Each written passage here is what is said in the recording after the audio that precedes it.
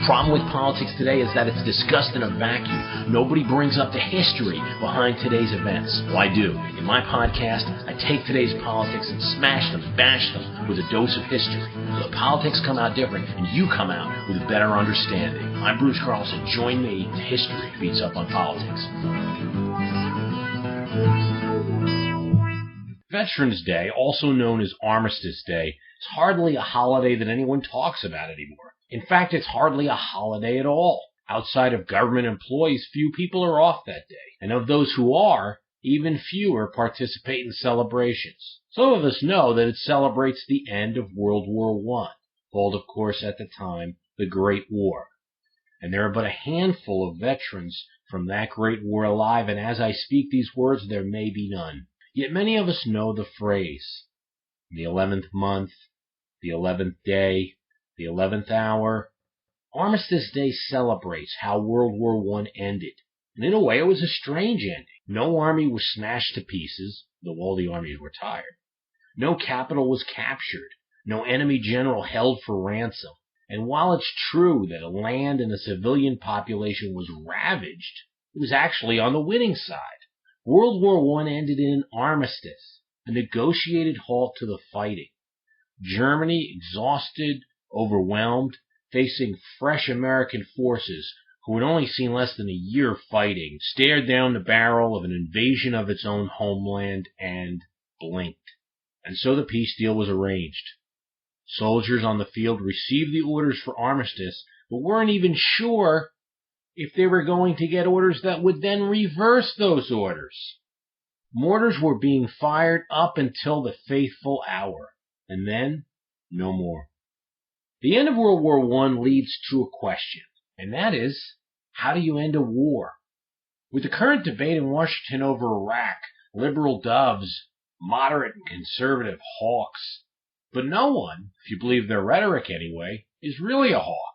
Everyone seems to want an end to the fighting. Just a question of when and how. Leave now. Leave in a year. Leave when the UN comes in. Leave when a government is established. The somewhat scary part about American rhetoric on Iraq is that it is exactly where American political rhetoric was on Vietnam in 1969. Everyone wanted to end the war, but the question was, how do you end it? In 1969, U.S. troop levels had peaked, 543,400. 33,641 Americans had been killed at that point.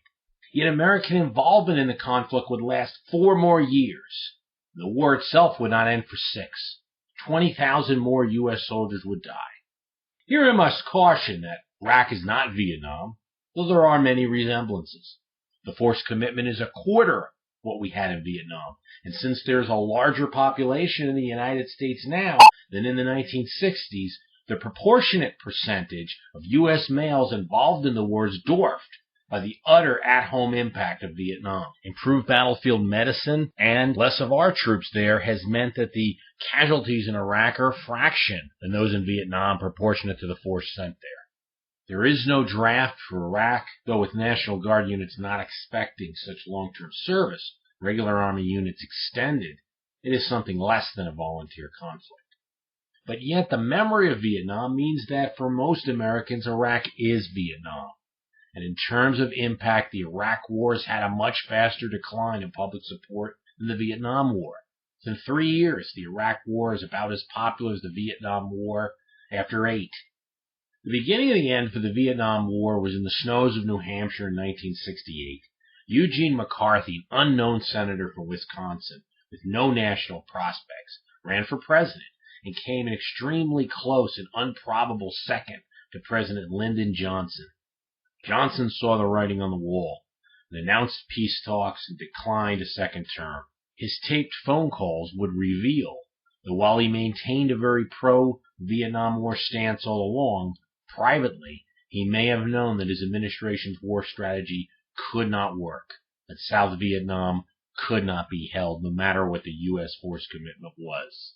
We're left to speculate on what would have happened if Lyndon Johnson stayed in office, or even if his designated successor, Vice President Hubert Humphrey, had been in office. It's likely either one would have pursued peace talks with vigor. It's possible that as they were known quantities without a need to prove anything and would have been fresh from a re-election and reconfirmation of their party's lock on power, that might have made 1969 the last year of the Vietnam War. This seems very evident in the case of Hubert Humphrey, who had announced a withdrawal plan right before the election. But seems is the word. This is speculation and not history. It's also possible that these Democrats would have felt pressure and taken a narrow win as a close call than afraid to do anything in terms of Vietnam policy. In 1968, the Lincoln quote paraphrased that voters don't choose to swap horses while crossing streams. In other words, voters will not change administrations during war, proved somewhat untrue. While the president wasn't running, his party and his designated successor did indeed lose.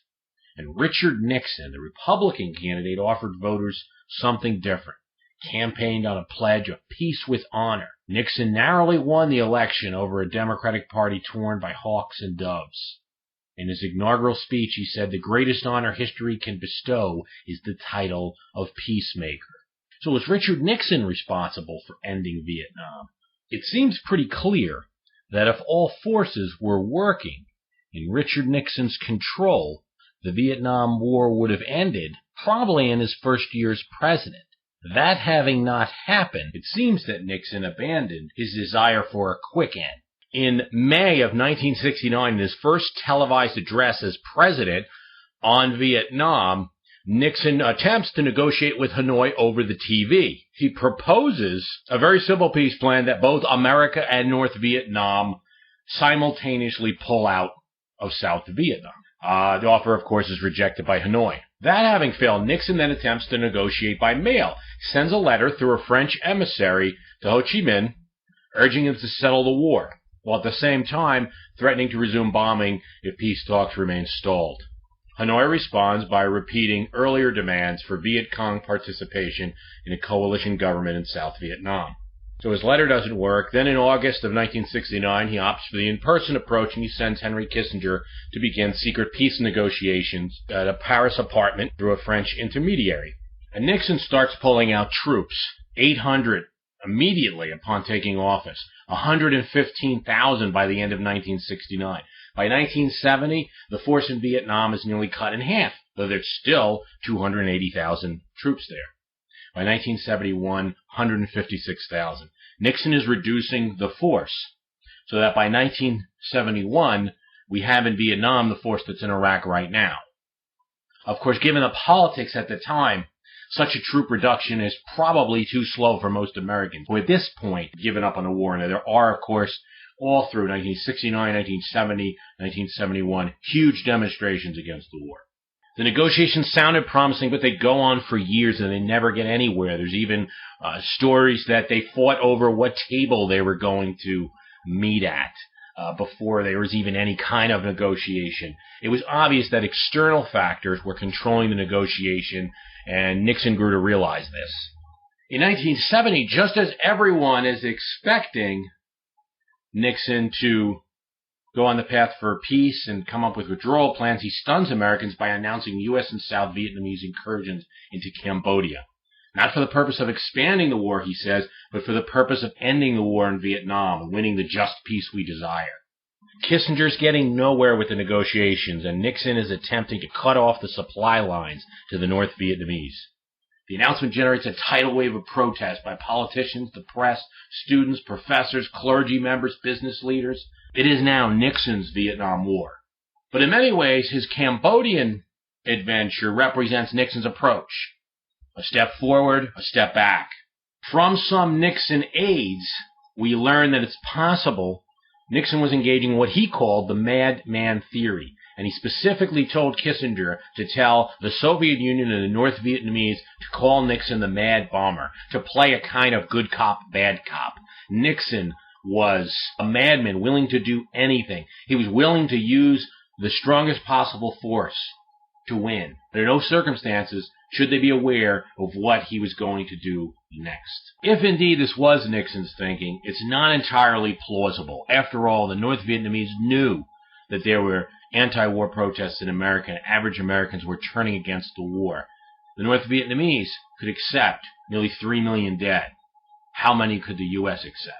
Nixon then tries the back doors. February 1972, he visits China, meets with Mao Zedong. His visit, of course, causes great concern in Hanoi that their wartime ally China might be inclined to agree to an unfavorable settlement for them. Almost all historians agree that Nixon's visit to China was a smart move, not only for setting us on an end to Vietnam, but also for winning the Cold War. In May, President Nixon, having visited China, now visits the Soviet Union and meets with Leonid Brezhnev. This visit also causes great concern in Hanoi. Nixon is now attempting negotiations to force them through the back door. In January of 1972, Nixon now announces a proposed 8-point peace plan for Vietnam, again, on the TV, and immediately reveals that Kissinger's been secretly negotiating with the North Vietnamese. This is the first time the public knows about it. Hanoi rejects Nixon's peace overture. In May, Nixon announces Operation Linebacker 1, the mining of North Vietnam's harbor, along with intensified bombings of road, bridges, and oil facilities. The name of the operation may reflect Nixon's affinity for college football. Of course, this Operation Linebacker brings international condemnation of the U.S. and it ignites even more anti-war protests. And of course, the Democrats, 2 months later, would nominate George McGovern, a completely anti-war candidate. McGovern's campaign is badly organized, badly run. The one issue that he has is Vietnam. On October 8, 1972, Henry Kissinger's meetings in Paris break their stalemate, and both sides agree to major concessions. The U.S. will allow North Vietnamese troops already in South Vietnam to remain there, and North Vietnam will drop its demand for removal of South Vietnam's government. 2 weeks later, Nixon suspends Operation Linebacker after it had flown 40,000 sorties and dropped over 125,000 tons of bombs. Henry Kissinger holds a press briefing and declares, "We believe peace is at hand. We believe that an agreement is in sight. The one issue that the Democrats have in the 1972 election is effectively gone. Voters going to the poll that November pulled the lever in great numbers for Nixon." To get South Vietnam to go along with the agreement, President Nixon promised the United States would provide financial and limited military support, really intending to mean in the form of airstrikes, so that the South Vietnamese could continue to defend themselves. On January 15, 1973, President Nixon announced the suspension of offensive action against North Vietnam, to be followed by a unilateral withdrawal of all U.S. troops from Vietnam. On January 27, 1973, the Paris Peace Accords were signed. Henry Kissinger, along with his North Vietnamese counterpart in negotiation, win the Nobel Peace Prize. So it can be effectively argued that President Nixon ended the war in Vietnam. But did he end the war in Vietnam? Or did he simply get an acceptable, plausible excuse to withdraw? Historians debate this point, but it seems pretty clear. An agreement that allowed North Vietnamese troops to remain in South Vietnam. And the only exchange is that the North Vietnamese government would not call for the destruction of the South Vietnamese government, but again, in terms of actual military force, North Vietnamese troops would still be in South Vietnam. That really seems on its face as an agreement that's merely designed to allow for American troops to withdraw. It sounds like a sham agreement, and if it was, then troops could have been withdrawn at any time, but for a requirement of some form of perceived honor. And with Nixon's actions, he actually prolonged a war. On the other hand, it's clear that Nixon was a believer in the use of bombing to cripple an enemy. And with Operation Linebacker, they had, crippled the supply lines of the Viet Cong and stopped them from some of their offenses that they attempted in 1972. So it's also possible that Nixon did truly believe that he could merely support South Vietnam with money and bombing.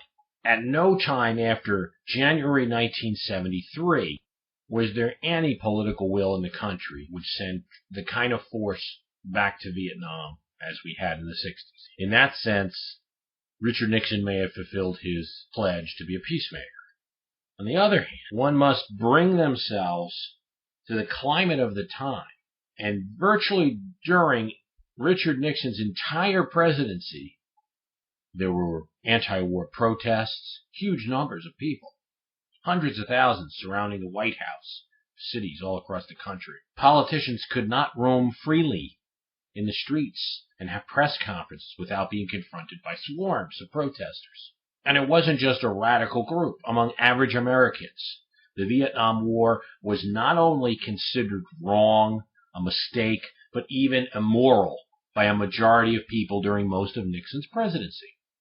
Given that attitude among the voting public, Nixon's steps could be considered conservative, small, not matching the will of the people. One must think about, in judging Nixon, what second-term Lyndon Johnson or a potential President Hubert Humphrey might have done had the election of 1968 come out differently. Would they have had the same desire to do the kind of zigzag that Nixon did? In other words, some bombing, escalation here, negotiation here, negotiations not working, more escalation. Would they have needed to reach peace with honor, or could they just have had peace? Nixon, as a newly elected president, had something to prove. And it's possible that that was exploited by the North Vietnamese. So Nixon's actions were certainly not the only force ending Vietnam. In fact, even after the peace accords were signed, there was still a U.S. commitment to South Vietnam in the form of aid dollars and in the form of bombing and possibly in the form of some ground troops. A few ground troops in a country could turn into more ground troops. So there was a possible re-escalation. But in 1973, Nixon would face a great deal of political peril and the Watergate scandal. And so there is a theory that, in effect, Watergate ended Vietnam. It is true that the peace deal was signed before, but Watergate ended any possibility that the war would escalate again. In the end of 1974, Congress passed the Foreign Assistance Act that cut off all military funding to the South Vietnamese government and made unenforceable the peace terms negotiated by Nixon. At this point, President Ford's signing statement, we see the potential for a re-escalation in some form of Vietnam. As President Ford signs this bill, he says, in South Vietnam, we have consistently sought to assure the right of the Vietnamese people to determine their own futures free from enemy interference. It would be tragic indeed if we endangered or even lost the project we've achieved.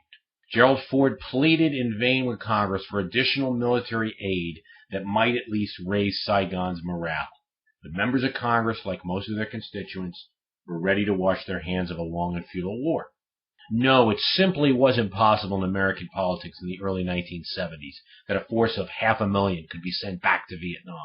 But it is possible that there could have been a continued presence, maybe starting as training, building up a little bit of a support group, and maybe you'd have a presence somewhat of the size of the presence that you have in Korea today.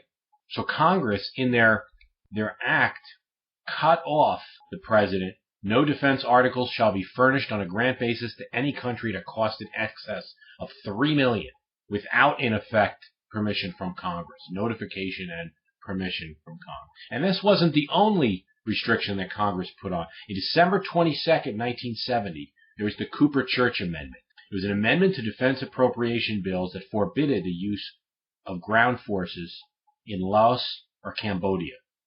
And Nixon complied with this.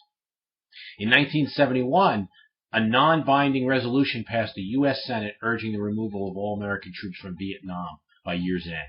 And as an additional realm of pressure coming somewhat from the congressional end, George McGovern ran, senator from South Dakota, forcing Nixon's hand a little bit in the election year of 1972. So to some extent, not only Nixon, but the Congress had a role in ending Vietnam. On April 30th, 1975, the presidential palace in Saigon was invaded by North Vietnamese troops. Really, not even a year and a half after the peace deal was signed, South Vietnam, as a separate country, was no more. President Ford reacted with words that one cannot imagine, say, a neoconservative politician saying today. These tragic events, tragic as they are, portend neither the end of the world nor of America's leadership in the world. Some seem to feel that if we do not succeed in everything everywhere, then we've succeeded in nothing anywhere. I reject such polarized thinking. We can and should help others to help themselves. But the fate of responsible men and women everywhere and the final decision rests in their own hands. President Ford's comments are light years away from the politics of many people, even in the Democratic Party, in talking about Iraq and involvement around the world today.